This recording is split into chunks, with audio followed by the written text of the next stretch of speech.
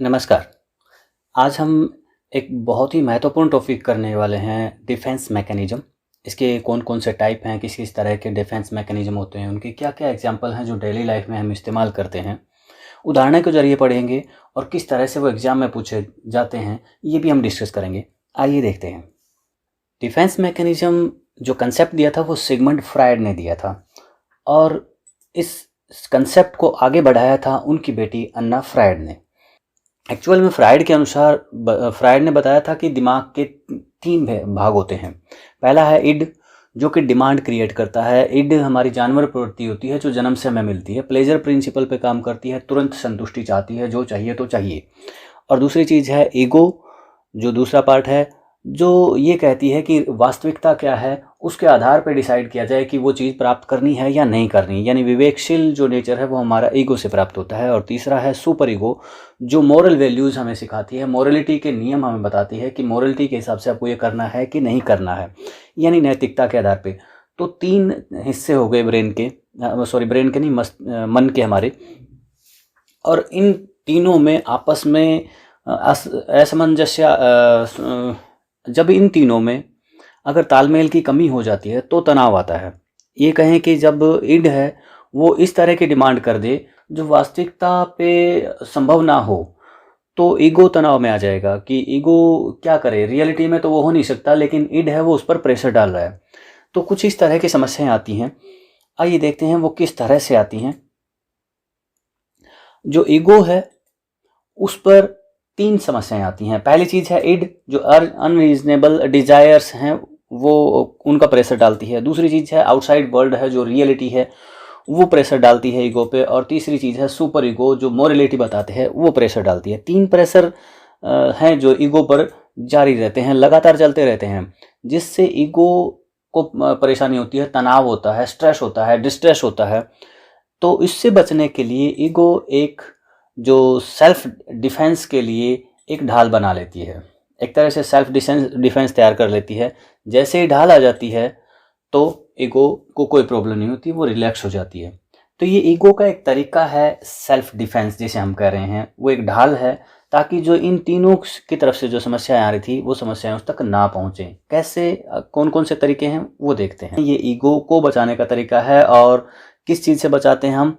चिंता और तनाव से बचाते हैं। और ये नॉर्मली ज़्यादातर डिफेंस मैकेनिज्म है वो अनकॉन्शियसली होते हैं, नेचुरल प्रोसेस है सारी की सारी। और ये हेल्दी हैं, ज़्यादातर हैं वो इंसान के लिए ज़रूरी हैं। सेल्फ एस्टीम को बचाते हैं, सेल्फ इमेज को बचाते हैं। पहला जो हमारा डिफेंस मैकेनिज्म है वो सब्लिमेशन है। सब्लिमेशन हिंदी में मेरे लिए मुश्किल होएगा थोड़ा सा, तो आप पढ़ लें प्लीज़। सब्लिमेशन है वो क्या होता है? Satisfying an impulse with substitute in a socially acceptable वे।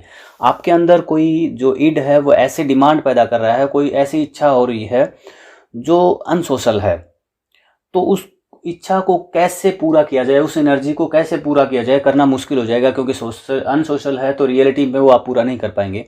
तो उसको इस ढंग से मॉडिफाई कर दिया जाए, सोशल वे में मॉडिफाई कर दिया जाए, तो थोड़ा सा ठीक हो जाएगा। यानी रिडायरेक्टिंग बैड और अनएक्सेप्टेबल बिहेवियर और इमोशंस इनटू पॉजिटिव बिहेवियर। किस तरह से अपने असामाजिक भावों को सामाजिक रूप से स्वीकृत कार्यों में लगाना। यानी ऐसे असामाजिक भाव हैं जो समाज में संभव नहीं हो सकते, तो उनको सामाजिक स्वीकृत कार्यों में लगा दिया जाए। जो फ्रायड है उसने ये कहा था कि सिर्फ यही सब्लिमेशन ही एक हेल्दी डिफेंस मैकेनिज्म है, बाकी इतने हेल्दी नहीं है। एग्जाम्पल देख लेते हैं। जैसे मान लो, take up kick boxing to release frustration. कोई किसी के अंदर फ्रस्ट्रेशन है, गुस्सा आ रहा है, तो वो किक बॉक्सिंग शुरू कर देता है, तो वो एनर्जी निकल जाएगी। एक प्रेम में असफल व्यक्ति है, खुद में युद्ध में शौर्य चक्र प्राप्त कर लेता है। यानी कोई ऐसी चीज़ थी जो सामाजिक रूप से संभव नहीं हो पाई, लेकिन वो दूसरी जगह एनर्जी को लगा देता है। Alien who is very aggressive, जो बहुत गुस्सेल है, becomes a professional hockey player, जो अपना एनर्जी है वो दूसरे फील्ड में लगा देता है। जो एक फील्ड जो संभव नहीं होता सामाजिक रूप से, असामाजिक होता है, वो सामाजिक रूप से लगा देना सब्लिमेशन कहलाता है। तो उसके बाद आते हैं हम, अगला है हमारा डिफेंस मैकेनिज्म डिस्प्लेसमेंट। डिस्प्लेसमेंट का मतलब होता है दूसरी जगह पर लगा देना। दूसरी जगह पे थोड़ा सा अंतर है। ये वो था असामाजिक को सामाजिक में लगा देना। ये होता है कि एक नेगेटिव इमोशन आपके पास आया है कहीं से, और उसको आप किसी दूसरे ऊपर चीज़ पर या दूसरे इंसान पर ट्रांसफ़र कर देते हो, ये होता है डिस्प्लेसमेंट। यानी जैसे मैं ये कहूँ, satisfying an impulse with substitute, substitute के साथ आप सेटिस्फाई कर लेते हो अपने इम्पल्स को। किस तरह से? एग्जाम्पल है कि I did so poorly on exams, मैं एग्जाम्स में अच्छा नहीं कर पाया, I will just go home and kick my dog, मैं घर जाऊंगा और मैं कुत्ते को लात मारूंगा। इसका मतलब क्या हुआ? मतलब ये है कि आपकी फ्रस्ट्रेशन थी, आप एग्जाम पे तो नहीं निकाल सकते थे, आप कुत्ते पर निकालोगे। जैसे एक मुहावरा है, कोई किसी को बुरा लगे तो सॉरी, कि ऐसा कहा जाता है कि कुम्हारी पर तो जोर चला नहीं और गधी को पीट दिया। तो ये सेम एग्जाम्पल है, डिस्प्लेसमेंट है, जहां आप नहीं निकाल सकते उसको, कम हार्मफुल या बिल्कुल इनोसेंट होता है उन पर आप निकाल देते हैं, ये होता है डिस्प्लेसमेंट। कुछ एग्जांपल और देख लेते हैं। जैसे मान लो यहाँ पे ये बॉस है, ये इस आदमी पर चिल्ला रही है और ये आदमी घर आके अपने बच्चों पर चिल्ला रहा है, तो यानी इसने डिस्प्लेसमेंट कर दिया। यहाँ पे कहा है बॉस शाउट्स एट अनिका, जो बॉस है वो अनिका पर चिल्लाता है और अनिका अपने हस्बैंड पर चिल्लाती है, ये डिस्प्लेसमेंट होता है। यानी समझ गए होंगे आसानी से। उसके बाद हमारा आता है डिनायल। डिनायल का मतलब होता है कि जो फेलियर टू एक्सेप्ट रियलिटी, यानी जो रियलिटी है उसको आप एक्सेप्ट नहीं करना चाहते, जानबूझकर होता है ये इवेंट फ्रॉम अवेयरनेस, यानी refuse to admit that something stressful has happened, यानी आप रिफ्यूज कर देते हैं एडमिट करने से कि कुछ बुरा हुआ है या हो भी सकता है, आप मानते ही नहीं है, वो बोलते हैं, उसको बोलते हैं डिनायल। आप डिनाई करते हो जानबूझ के, जबकि बुरा होता ही है वो।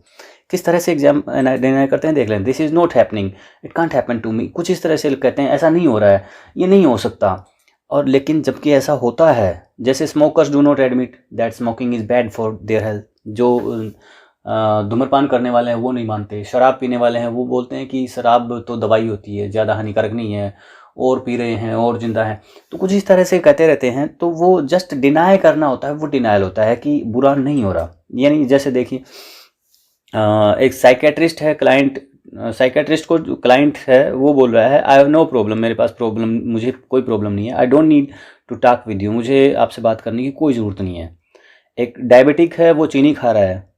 या spending money freely when broke, यानी आप पैसे खर्च कर रहे हो, पैसे उड़ा रहे हो जब आपके पास पैसे बहुत कम बचे हैं। Waiting 3 days to seek help to severe abdominal pain, ये नॉर्मल होता है, महिलाओं में होता है कि बहुत ज़्यादा पेन हो रहा है पेट में, लेकिन फिर भी वो तो 3-4 दिन निकाल देते हैं कि कोई ख़ास समस्या नहीं है, कोई ख़ास नहीं है। तो ये होता है एक तरह से आप डिनाई करते हैं। जैसे यहाँ लिखा हुआ, my husband is only A social drinker, मेरे हस्बैंड हैं वो कभी कभार पीते हैं बस, लेकिन पीते तो हैं, तो आप डिनाई कर रहे हो। ये डिनाइल होता है कि आप प्रॉब्लम एक्सेप्ट नहीं करना चाहते।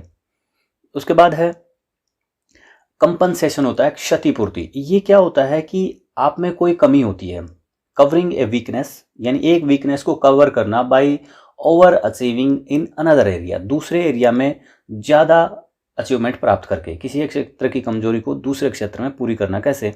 मान लो एक अंधा व्यक्ति है, तो यानी एक उसमें कमी हो गई, तो संगीत में प्रसिद्धि प्राप्त कर लेता है, जिससे वो अपने आप को पूरा समझने लगता है। यानी एक चीज़ उसको हर्ट कर रही थी, तो दूसरे में उसको सेटिस्फैक्शन मिल जाता है, तो ईगो बैलेंस हो जाती है एक तरह से। Rohit is not good at athletics में ये अच्छा नहीं है, so he puts all of his energies into becoming a good scholar. इसके बाद आते हैं रिग्रेशन का मतलब होता है प्रतिगमन, यानी पीछे जाना का मतलब होता है टाइम में पीछे जाना, to move back in psychological time when faced stress. जैसे ही आप पर कुछ स्ट्रेस आता है तो आप पीछे लौट जाते हो। पीछे लौटने का मतलब होता है पीछे के टाइम में। पीछे टाइम का मतलब क्या होता है कि आप वो क्रियाएं करने लग जाते हो जो आप पहले करते थे। यानी हो सकता है कोई 20 साल का लड़का है और वो बच्चों वाली हरकतें करने लग जाए, तो उसको बोलते हैं रिग्रेशन। कैसे, क्या क्या एग्जाम्पल हैं देख लेते हैं। एक चाइल्ड में suck their thumb wet the bed, एक बच्चा है जो 4-5 साल का है और वो अंगूठा चूसने लग जाता है, जबकि अंगूठा चूसने की उम्र है वो 1 साल के आसपास होती है। वेट द बेड यानी बिस्तर गीले करने लग जाता है, तो जबकि ये 1 साल से पहले का बच्चा होना चाहिए था, लेकिन हो सकता है 4-5 साल का बच्चा ऐसा करे तो वो पीछे जा रहा है। जो नई पत्नी होती है शुरुआत में, अगर पति से झगड़ा होता है तो वो अपने मायके वापस लौट जाती है, यानी वो पीछे के टाइम में जाना चाहती है जहाँ वो सेफ महसूस करती है। और उसके बाद आते हैं हम using child like ways for expressing emotions. Child like ways का मतलब होता है हम इमोशंस के लिए कुछ बातें करते हैं, जैसे क्राइंग, बहुत चिल्लाना, या नेम कॉलिंग का मतलब होता है गालियाँ देना, थ्रोइंग थिंग्स, चीज़ों को फेंकना, ये जो कि बच्चों की आदतें हैं, या स्वेयरिंग, कस्में खाना, कि कुछ इस तरह की जो आदतें हैं वो बच्चों की आदतें हैं। अगर कोई बड़ा इस तरह की करता है तो इसका मतलब है वो प्रतिगमन में जा रहा है। रिप्रेशन, रिप्रेशन का मतलब होता है दमन। इसको सेलेक्टिव इसको रिप्रेशन का मतलब होता है दमन, यानी चीज़ों को दबा देना। फ्राइड ने इसको सिलेक्टिव फॉरगेटिंग भी कहा था। सिलेक्टिव फॉरगेटिंग का मतलब होता है हम जानबूझ के चीज़ों को भुला देते हैं, यानी दमन कर देते हैं, दफना देते हैं। क्यों? Unconsciously blocking out unpleasant memories in unconscious mind. Unconscious mind में वो मेमोरीज हम दबा देते हैं जिन्हें हम याद नहीं करना चाहते हैं। क्या क्या? जैसे I can remember everything up to the accident but nothing after that. मैं उसके बाद की मुझे कुछ भी याद नहीं है, उससे पहले की बातें याद हैं। या फिर जैसे मान लो एक लड़की है जिसको कहीं अब्यूजिव बिहेवियर सहन करना पड़ा किसी अवस्था में, तो वो उसको ज़बरदस्ती भुला देना चाहती है और बाद में उसको याद भी नहीं रहता। या फिर हमारी कहीं अपमान हो जाता है या कहीं बुरे अनुभव होते हैं, उनको हम ज़बरदस्ती भुला देते हैं और वो याद नहीं रहते हमें, अनकॉन्शियस माइंड में होते हैं। लेकिन ध्यान रहे कि अनकॉन्शियस माइंड में होते हैं, पूरी तरह नहीं भुलाए जाते, वो वापस आ सकते हैं।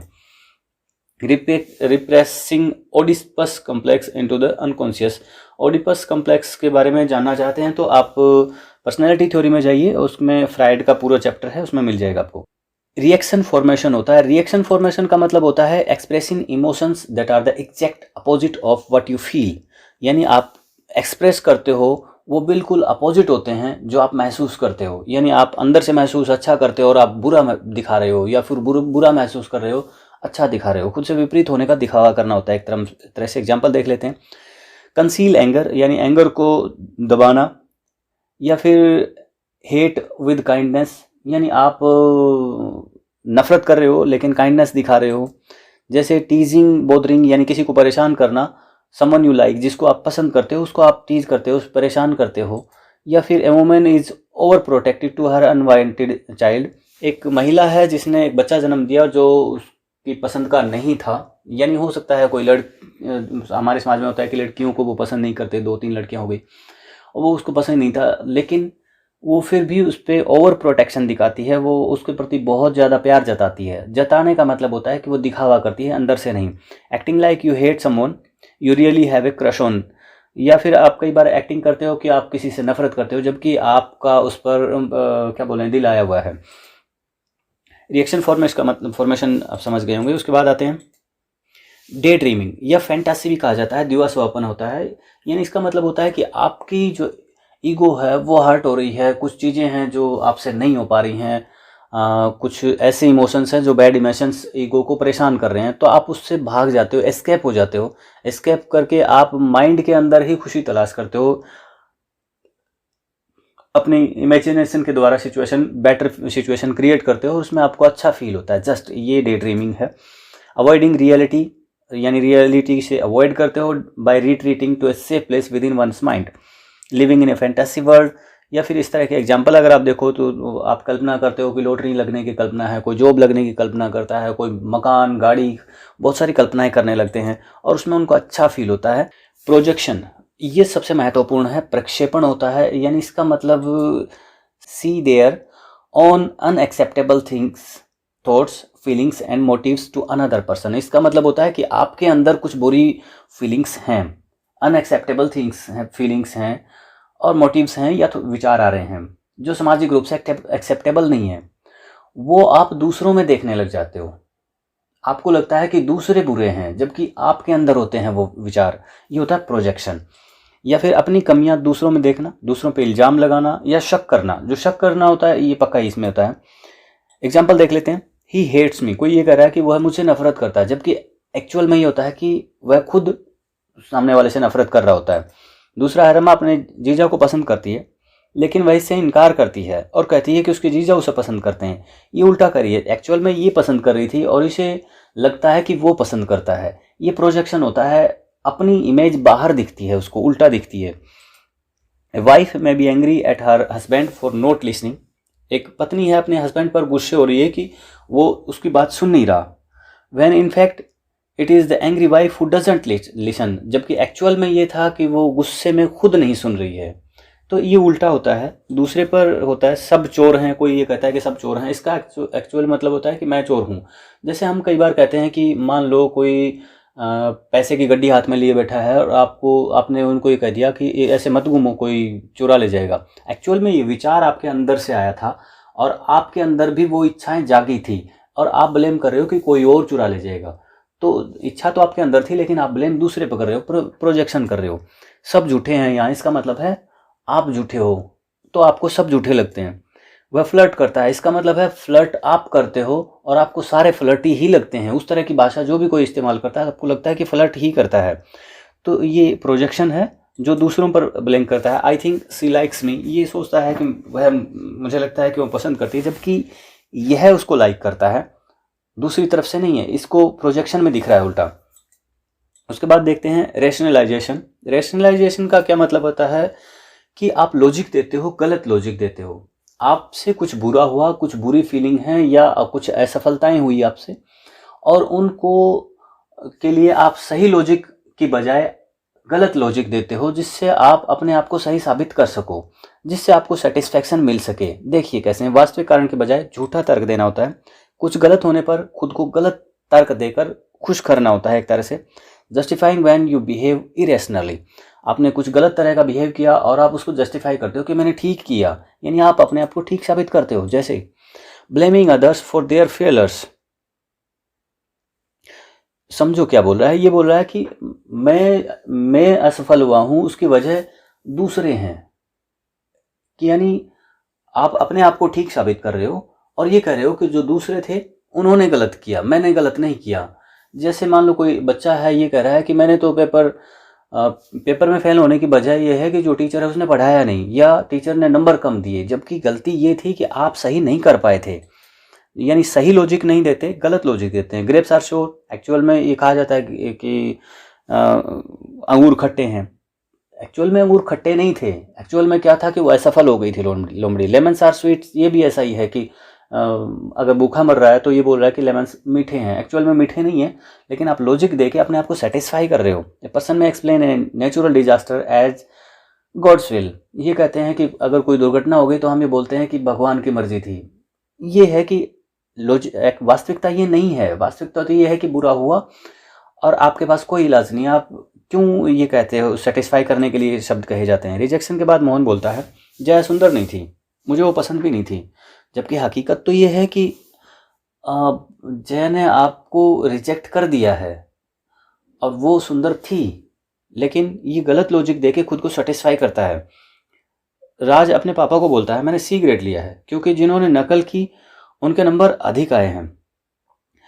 यानी ये लॉजिक दे रहा है कि मैंने कम नंबर इसीलिए लिए क्योंकि मैंने नकल नहीं की। ऐसा नहीं है, एक्चुअल में क्या हुआ कि इसके नंबर कम आए और ये अच्छा नहीं कर पाया, तो इसने लॉजिक अलग बना लिया। मैं बीकानेर वाले की चॉकलेट उठा लाया क्योंकि वो मिठाई महंगी देते हैं। एक्चुअल में महंगी होने की वजह से नहीं उठाया, चॉकलेट उठाने में आपको मज़ा आ रहा होगा, यानी कमी आपकी थी, आपने गलत बिहेव किया और आप उसका गलत लॉजिक दे रहे हो अपने आप को ठीक साबित करने के लिए। तो थोड़ा सा ध्यान रखें, रेशनलाइजेशन हमेशा ही लॉजिक देगा। तो अगर कहीं भी लॉजिक दे रहा है तो पक्का ही रैशनलाइजेशन होगा अपने आप को ठीक साबित करने के लिए। It's my math teacher's fault, I failed the test. आदमी कह रहा है कि he beats his wife because she doesn't listen to him. यहाँ ये एक काम कर रहा है, मैन शेज ही बीट्स, वह उसको पीटता है, यानी ये काम करता है और इसका लॉजिक दे रहा है क्योंकि वो सुनती नहीं है। तो ये लॉजिक गलत है। जब लॉजिक दिया जाता है बुरे काम के लिए तो पक्का ही वो रेशनलाइजेशन है, अपने आप को ठीक साबित करने के लिए लॉजिक दिया जा गया है। ये इसने गुड़िया को तोड़ दिया है और ये बोल रहे हैं इट्स ए जंक एनीवे, ये कबाड़ ही थी, कबाड़ थी तो नहीं लेकिन तोड़ दी तो अब सही साबित करना पड़ेगा खुद को। ये होता है। Student who cheats on a test may say I only cheated on a few questions, I knew most of the answers. ये बोल रहा है कि मैंने बस थोड़े से क्वेश्चंस हैं वो ही नकल मारी, बाकी मैं जानता ही था, जबकि हकीकत ऐसी नहीं थी। ये गलत लॉजिक दे रहा है। एक लॉजिक बहुत मज़ेदार लगा। ये कोई हस्बैंड है और ये इसकी वाइफ है, बैठी है और इसके सर पे चींटी है या मक्खी है। There is a fly on your head honey. ये बोल रहा है कि हनी आपके सर पे एक फ्लाई है और ये हथौड़ा मारने वाला है। तो क्या हथौड़ा मारने के लिए सही लॉजिक है ये? नहीं, ये गलत लॉजिक दे रहा है, जबकि ये गलत कर रहा है कुछ। और अपने आप को सेटिस्फाई करने के लिए लॉजिकल दे रहा है। अगला देखते हैं इंटेलेक्चुअलाइजेशन क्या होता है। इंटेलेक्चुअलाइजेशन एक ऐसी सिचुएशन होती है जब कोई इमोशनल क्राइसिस आ जाता है, कोई स्ट्रेस, बहुत ज़्यादा स्ट्रेस आ जाता है, ऐसी सिचुएशन होती है जब आपके इमोशंस आप पे हावी हो जाते हैं, तब आप इमोशंस की बजाय लॉजिकली सोचना शुरू कर देते हो इमोशंस से दूर भागने के लिए। जैसे एक व्यक्ति को पता चलता है कि उसे कैंसर है, दुश्चिंता से, डिस्ट्रेस से बचने के लिए वह उससे संबंधित जानकारियों को इकट्ठा करने लग जाता है, दुखी नहीं होना चाहता। या फिर कई बार ऐसा होता है कि किसी व्यक्ति है, पिता का देहांत हो गया, तो वो दुखी होने के बजाय दाह संस्कार, हवन सामग्री, बैठने का स्थान आदि सोचने लग जाता है, किसको फ़ोन करना है, किसको नहीं करना है, उसको बुलाओ भाई, इधर बैठो भाई, ये इस तरह की बातें करने लग जाता है। लॉजिकल, बिल्कुल लॉजिकल हो जाता है, एक तरह से इमोशंस ख़त्म कर देता है। उसको बोलते हैं इंटेलेक्चुअलाइजेशन, यानी इंटेलेक्ट का इस्तेमाल करता है, इमोशंस का नहीं। हाँ, ग्रैंड मोम एक्सपायर्ड, ग्रैंड मोम yes I will contact the funeral home, ये फ़ोन पे बात कर रहा है, तो ये इमोशन को ब्लॉक कर रहा है। उसके बाद आते हैं आइडेंटिफिकेशन, तदात्मीकरण, शायद हिंदी होती, मैं सही श्योर नहीं हूँ। The copy, to copy others to avoid rejection और एग्रेशन। एक्चुअल में क्या होता है कि हम दूसरों का व्यवहार कॉपी करने लग जाते हैं, दूसरों के एटीट्यूड हैं वो कॉपी करने लग जाते हैं, दूसरों के जैसा हम बनने लग जाते हैं। उसकी वजह होती है कि हम अकेले ना रह जाएं। जब कहीं नई जगह पे पहुंचते हैं हम, तो वो जो लोग जिस तरह से बिहेव कर रहे होते हैं, हम भी उन्हीं तरह का बिहेव करते हैं ताकि वो हमें एक्सेप्ट कर लें। ये आइडेंटिफिकेशन होता है। देखिए, मैरी एडमायर्स सूजी एंड ट्राइज टू कॉपी, यानी कॉपी करना है तो आइडेंटिफिकेशन है। Student adopting norms and attitude of new class after admission, नई क्लास के जो नॉर्म्स या एटीट्यूड थे उन्हीं को कॉपी कर लेता है, तो उन्हीं जैसा लगने लगता है और वो उसको एक्सेप्ट कर लेते हैं। एक्सेप्ट करवाने के लिए ही ये किए जाते हैं। Boys identify with their fathers, अपने जो पिता है उसी की तरह की बिहेव करता है, उन्हीं की तरह की एक्टिंग करता है, तो वो भी आइडेंटिफिकेशन है। उसके बाद आते हैं students identify with their favourite teacher and modify their behaviour, अपने जो टीचर होता है उसी की तरह के काम, तरह की जो सोच रखने लग जाते हैं, उसी की तरह चलने लग जाते हैं, बैठने लग जाते हैं, बोलने लग जाते हैं। ये भी आइडेंटिफिकेशन होता है, अपने व्यवहार को बदल लेते हैं। हीरो वर्शिपिंग भी इसका एक बड़ा उदाहरण है, जो किशोर अवस्था में आता है, यानी जो अपना हीरो होता है उसी तरह के आइडियल्स बना लेते हैं, उसी तरह के चाल चलन, सब कुछ उसी तरह के हम बना लेते हैं। वो एक आइडेंटिफिकेशन का उदाहरण है। विड्रॉवल या गिविंग अप होता है कि जो सिचुएशन है आप उससे भाग जाते हो, आप बोलते हो कि मुझे कोई प्रॉब्लम, मुझे ये प्रॉब्लम है ही नहीं, एक सॉरी, विड्रॉवल या गिविंग अप का मतलब होता है जो हार मान लेना, एक तरह से जो सिचुएशन है उसको आप लेते ही नहीं कि सिचुएशन है ही नहीं। जैसे no situation no problem, actual में क्या होता है कि प्रॉब्लम तो है, लेकिन आप ये कह देते हो कि नहीं कोई बात नहीं, जो भी है मैं स्वीकार करता हूँ, खुद को उससे अलग कर लेते हैं, हार मान लेते हैं, मैं नहीं कर सकता। कुछ इस तरह के लोग होते हैं कि ये कह देते हैं कि मैं अब ये नहीं कर सकता, मेरे से नहीं होगा, ये वाला होता है विड्रॉवल। एग्जाम्पल है जैसे I don't, it doesn't matter, I don't care, मैं केयर नहीं करता, ये मेरे मैटर का नहीं है। या फिर कोई ये कहे कि आई कैन डू इट, तो ये विड्रॉवल होता है। इसके बाद आते हैं सिंपैथिज्म, ये एक बड़ी कमाल की डिफेंस मैकेनिज्म है sympathism. Get sympathy of others on problems. क्या होता है कि आपको प्रॉब्लम्स हैं कोई और आप चाहते हो कि प्रॉब्लम्स ठीक ना हो। उसकी वजह क्या होती है, जब प्रॉब्लम्स आप दूसरों को बताते हो तो लोग आपके प्रति सहानुभूति दर्शाते हैं और जिसमें आपको अच्छा फील होता है, आपकी ईगो को सेटिस्फेक्शन मिलता है। और आप प्रॉब्लम ठीक नहीं करना चाहते, आप प्रॉब्लम को जस्ट एक्सप्लेन कर करके मजे लेते हो एक तरह से। Students explaining his misfortune to the teacher, student है वो एक्सप्लेन करता है बढ़ा चढ़ा के, जी मैं उधर परेशान हो गया था, बीमार हो गया था, डॉक्टर को चला गया था, ये चला गया था। और फिर जो बच्चे हैं और टीचर हैं वो उसको सिंपैथी देते हैं, जिससे उसको अच्छा फील होता है, तो वो जारी रखता है उन चीज़ों को एक्सप्लेन करना। At a reality show participants tell about his power, जो रियलिटी शो होते हैं इनमें भी ऐसा ही होता है कि ये कहते हैं कि मेरे पिताजी रिक्शा चलाते हैं या हम बहुत गरीब हैं। वो सहानुभूति बटोरने के लिए होता है। सहानुभूति जैसे ही मिलती है ईगो शांत होती है। इसके बाद आते हैं हम अनडूइंग। अनडूइंग का मतलब होता है कि आपने कुछ गलत किया और आप उसको वापस डिलीट करना चाहते हो या ख़त्म करना चाहते हो उस गलत होने वाले एहसास को। If you hurt someone feelings you might offer to do something nice in for them in order to assuage your anxiety और गिल्ट। यानी गिल्ट की फीलिंग आने लग जाती है जब आपने कुछ गलत किया, तो उसके बदले में कुछ ऐसे काम करते हो कि वो गलत अब ठीक लगे। जैसे हम कहते हैं ना, कई बार कहते हैं कि मैं अपने शब्द वापस लेता हूँ, इस तरह से वापस लेना ही एक तरह से होता है। कुछ एग्जांपल देख लेते हैं। Man gives a bunch of roses after their argument last night. क्या होता है कि एक आदमी है, वो अपनी वाइफ से आर्गुमेंट हो रहा होगा और वो बाद में उसको फूलों का गुलदस्ता देता है ताकि वो जो उससे गलत हुआ था वो अनडू हो जाए। या फिर after unintentionally insult his wife, अपनी वाइफ को उसने बाय चांस इंसल्ट कर दिया, तो हस्बैंड है वो 1 घंटे तक अपनी वाइफ की ब्यूटी और बुद्धि की प्रशंसा करता रहा। तो यानी एक्चुअल में क्या होता है कि जो बुरा हुआ वो आपको लगता है कि गलत हुआ, तो आप उसको सीधा सॉरी तो नहीं बोलते, लेकिन आप अच्छा करते हो उसके बदले में, उसको बोलते हैं undoing. Forget what I said before, he was really the kindest most unselfish man ever. इसका मतलब है कि इसने पक्का ही ये कहा होगा पहले कि वो आदमी अच्छा नहीं है, और बाद में ये कह रही है कि वो जो मैंने कहा वो भूल जाइए आप, जबकि वो बहुत अच्छा आदमी है। ये इसका मतलब होता है अनडूइंग।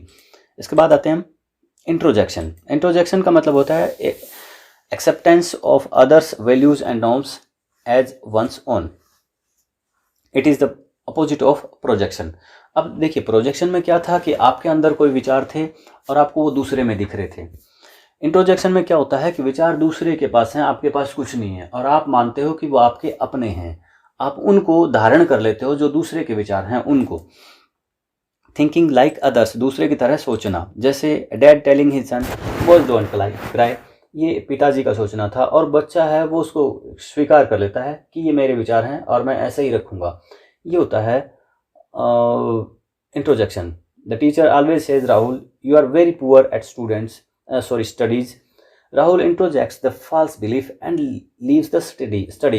इंट्रोजेक्शन ये भी होता है कि कोई आपको कुछ कहता है, दूसरे के विचार हैं, आपको बुरा बताता है और आप उनको एक्सेप्ट कर लेते हो, और एक्सेप्ट करते ही इंटरनलाइज हो गए और आप फॉलो करने लग जाते हो कि मेरे विचार हैं, और खुद ये मानने लग जाते हो कि मैं बुरा ही हूँ। या फिर आपको कोई अच्छा कहता है और आप इंटरनलाइज कर लेते हो और आपको लगने लग जाता है कि मैं मानता हूँ कि मैं अच्छा ही हूँ, जबकि मानता कोई और था। ये होता है इंट्रोजेक्शन। इसके बाद आते हैं हम एक्टिंग आउट। एक्टिंग आउट का मतलब होता है कि जो आपके अंदर इमोशन आए थे, जो इम्पल्स आई थी, जो इड ने निकाली थी भड़ास, उस भड़ास को सीधा का सीधा बाहर निकाल देना होता है एक्टिंग आउट। कुछ एग्जांपल देखते हैं। Person who is angry may hit the person who caused him anger. अगर कोई आदमी गुस्से में है तो सामने वाले को मुक्का ही मार दे जिसने गुस्सा दिलाया था। Saying I am angry with you, ये सीधा कह देना कि मैं तेरे से गुस्सा हूँ, भाग जाए यहाँ से, बकवास मत कर।